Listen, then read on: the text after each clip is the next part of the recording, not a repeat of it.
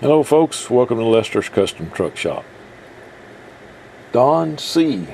in Washington State. This is your Lescom built LC2547.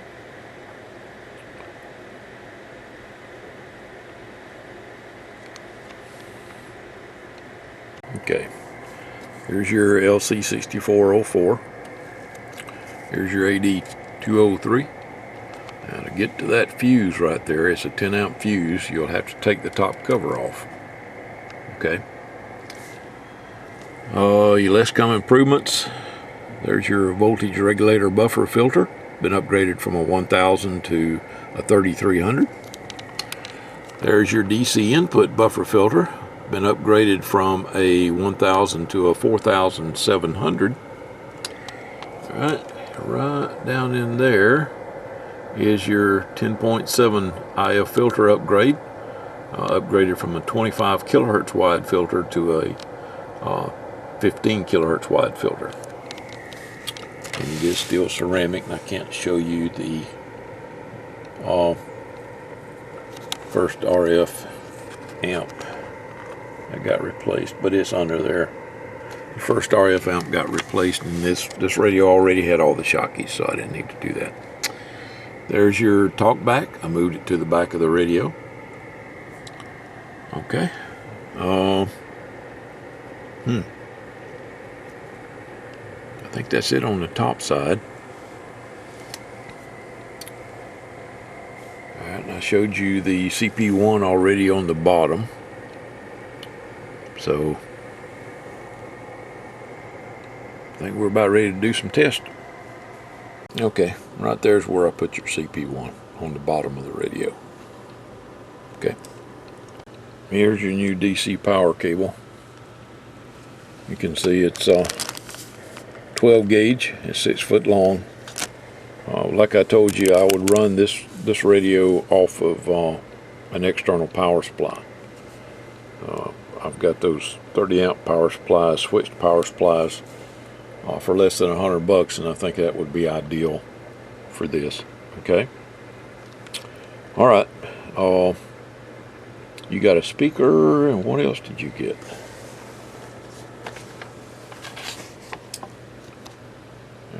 The SP1A, you'll love that. And you got the brushed silver face, blue display, and of course the LC6404. Oh, that's what else I need to show you. Alright, let me show you that, and then we'll do some power testing. Okay? Alright, to use the scanner, you can set it on any mode. You set your squelch where it just barely cuts off the audio. Okay, once your audio's cut off, this is your squelch scan button. Okay, click it to the right, it scans up. And when it hears a signal, it does that.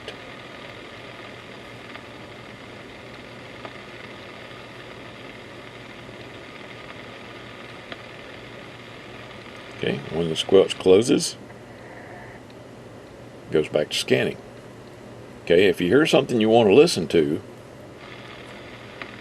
while the squelch is open, click this to the off position. Okay, and it'll stay on that channel. To scan down, you click it to the left.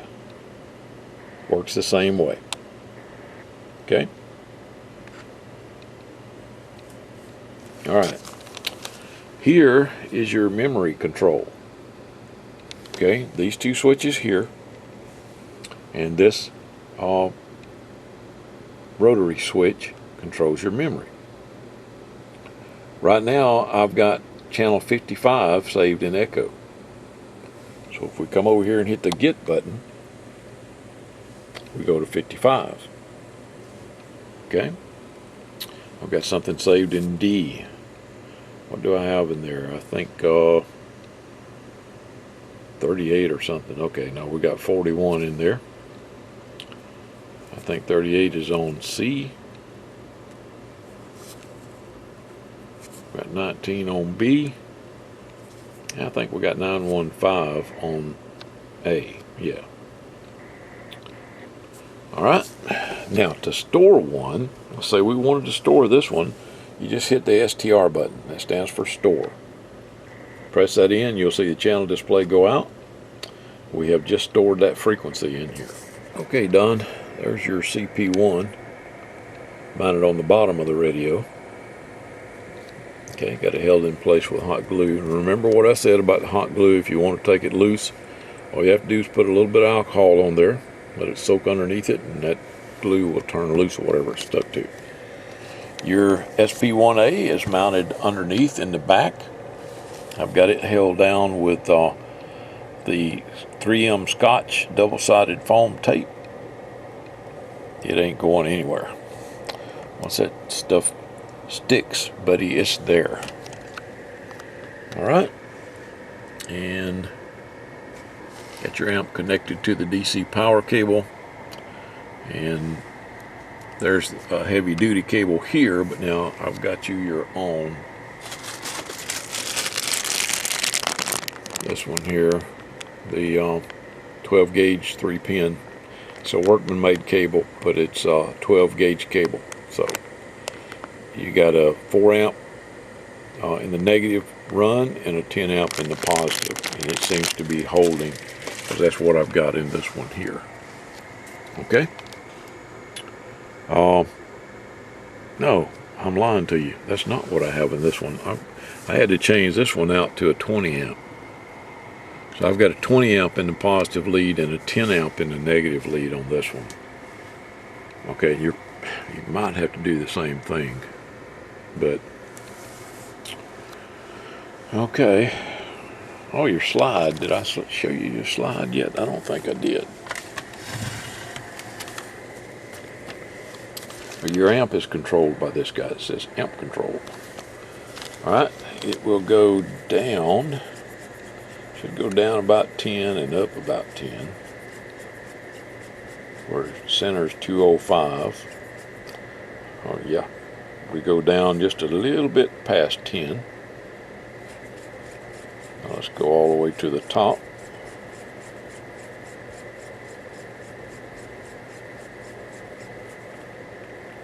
And there we are, a little bit above, a little bit more than 10. We got, what was that, 10.1 up. Yeah, you're really going to like all the slide and the 10-turn clarifier. Okay? Alright, more to come. Okay, Don, one other thing I wanted to show you is I put tape over these feet to hold them down because they break off really easy. I do that when I take it out of the box, but I left like folded up edges so it's easy to grab and peel it off. Just peel it off slow because it's been stuck on there a long time since I started to build, so it's been about a week or a little more. So just grab them on the folded up edges and peel it off nice and slow. But this keeps the feet from getting broken while it's sitting here on my bench, going back and forth. Okay. Now I'm getting ready to put the sticker on there for the warranty. Now, I warranty the radios that I build, like this one. I say they're warranted for 2 years. Okay. The LC2547+AD203 that's inside the radio is guaranteed for life. So if it stops working, if you have a problem with it, send it back to me and I'll take care of it. Same with the radio. I say 2 years on the radio, but if it's one that I built, like this one, pretty much it don't matter if it's over 2 years or whatever. If you have a problem with the radio, send it back to me and I'll take care of it. Okay? I just, you know, I do quality work,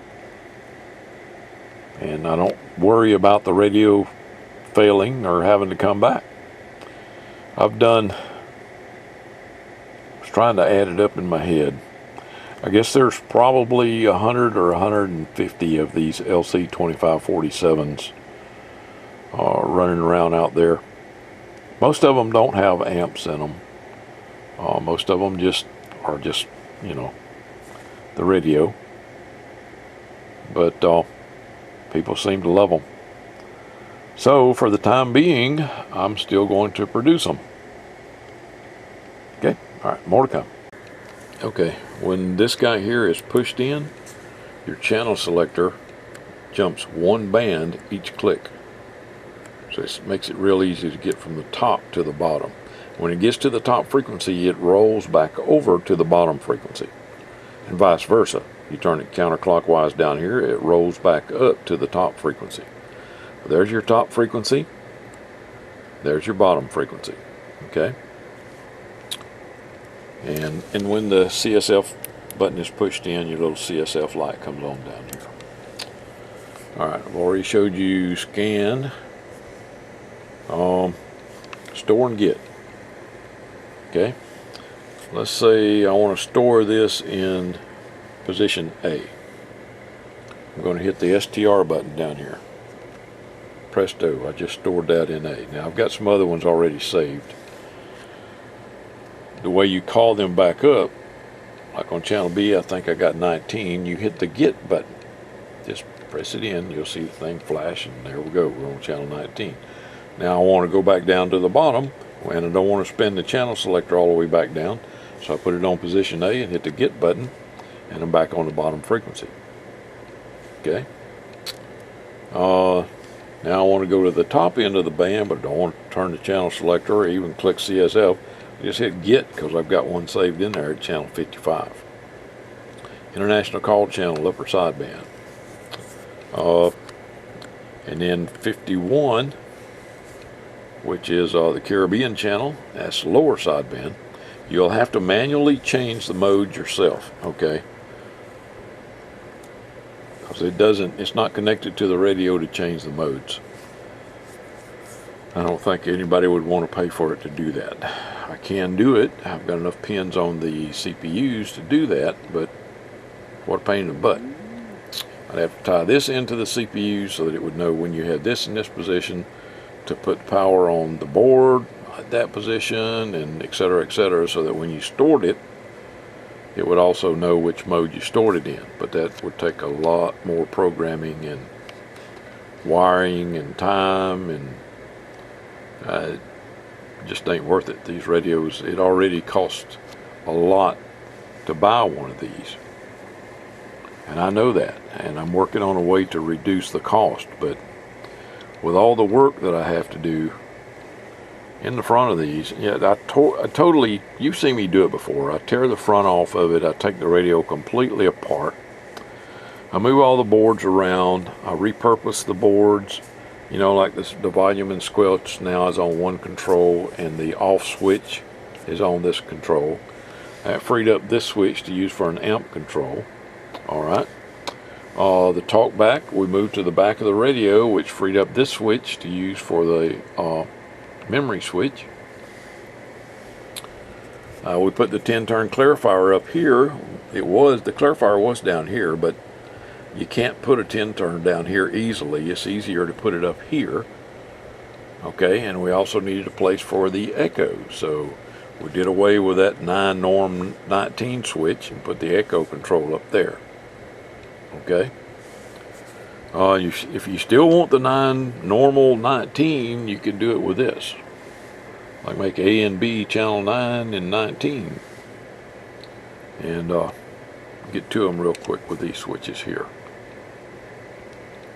Alright, all this kind of stuff takes time, you know.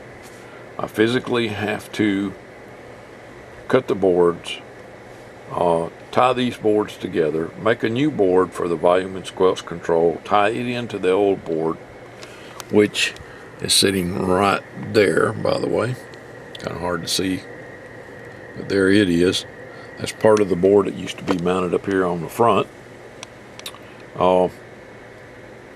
The echo board is now mounted right here. Okay, there's a lot of room inside these radios, but we've pretty much utilized most of it. with these mods. But anyway, all right, continuing on. Okay, I'm on channel 20 on the AM. RF power's all the way up. Amplifier is off. I've got a 100 meg slug on that side, a 250 meg slug on that side. Meter on the left is RMS, meter on the right is peak.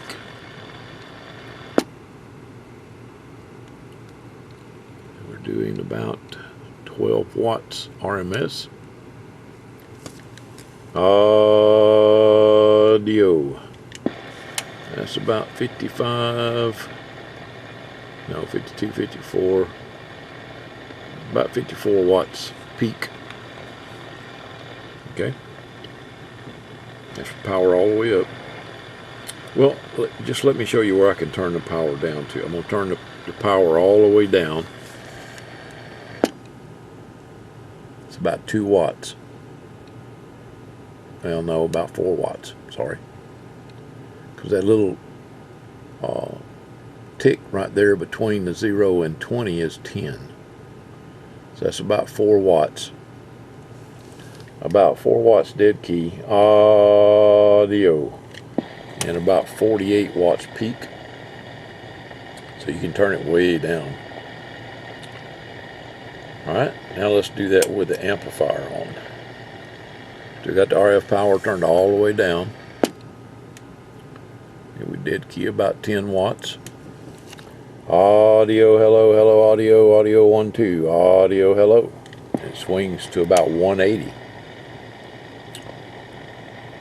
Okay, now I'm going to turn RF power all the way up. Still on channel 20 on AM. Now we're dead keying about 38 watts.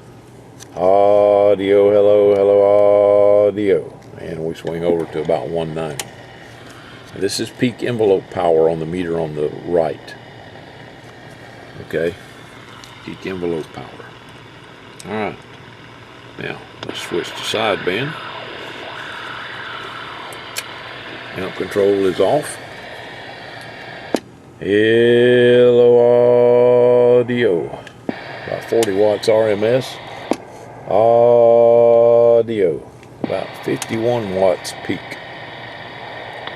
Alright, now I'm going to turn the amp on. Still got RF power turned all the way up. Amp is on. Audio. It's about 70 watts RMS. Audio. About 150 watts peak. Okay. Let's look at it on the Regal. Okay, the start frequency is 15 megahertz. The stop frequency is 52. And there's our audio up there. Audio 1, 2, 3, 4, 5, 5, 4, 3, 2, 1. That's with the amplifier on. Okay, the amp was on. Now I'm going to turn the amp off.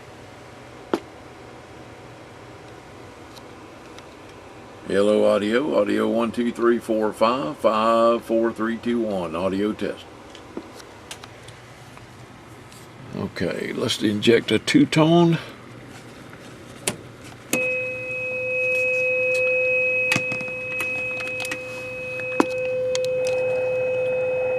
So doing about 48, 49 peak and about 20 watts RMS.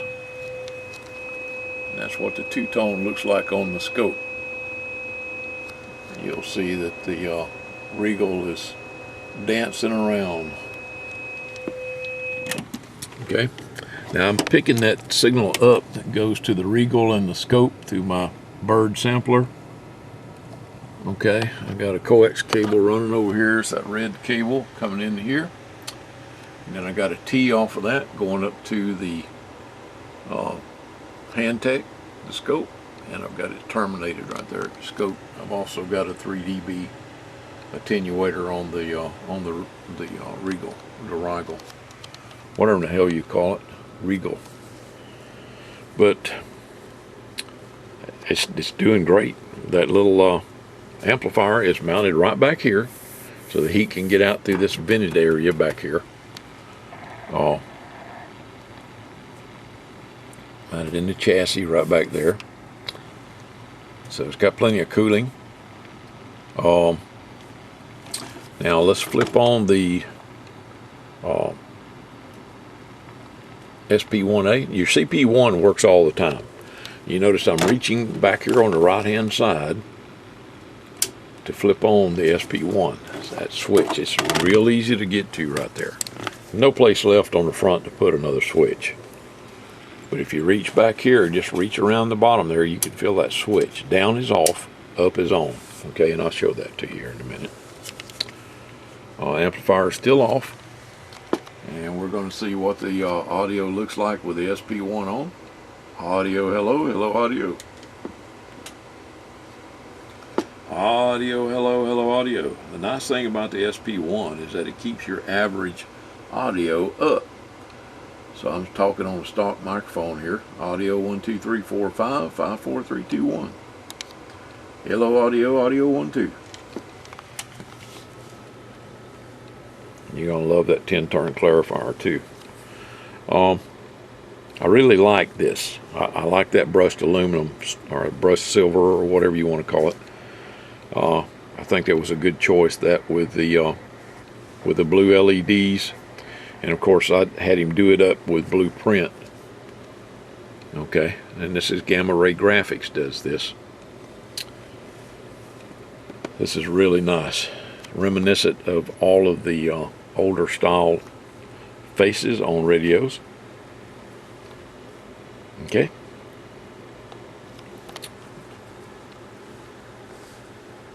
I think we're about done. Let me show you that switch real quick. There it is right there. I gotta put the screws in the bottom cover, but there is your SP1A switch right there. Up is on, down is off. Okay, and of course right there is your talkback control. All right, easy to reach right over the top there. Okay, and like I said, I would run it on a power supply, an external power supply. Your internal power supply will run it. It won't run the amp though. Just remember that. If you're on the internal power supply, make sure your amp control switch is out, because that little power supply in there does not provide enough juice to run the radio and that thing. Okay, that's an 8.5 amp power supply that's in there. And just for grins and giggles, let's see what this thing pulls with the amplifier and everything on amp wise.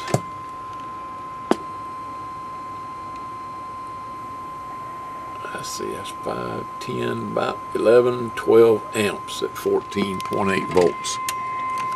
So, well, where are we at? Full power? Yeah, we're at full power. That's what it looks like with a 1,000 hertz tone injected into it. But now, you know, I mean, most of us don't talk at 1,000 hertz. So I like to use the two-tone. Okay. The two-tone is a 400 hertz and a 1,000 hertz tone mixed together.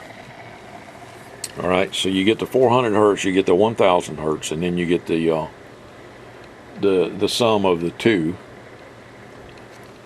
So, you know, it covers more of the frequency spectrum that your voice puts out. I was going to see if I could show you the settings on here, but I can't. It's not on the front of the face. It just says two-tone or 1 kilohertz. But I know for a fact that second tone is 400 hertz. Okay. All right. Don, I sure hope you enjoy your new radio. It was my pleasure to build it for you. 7-3, everybody.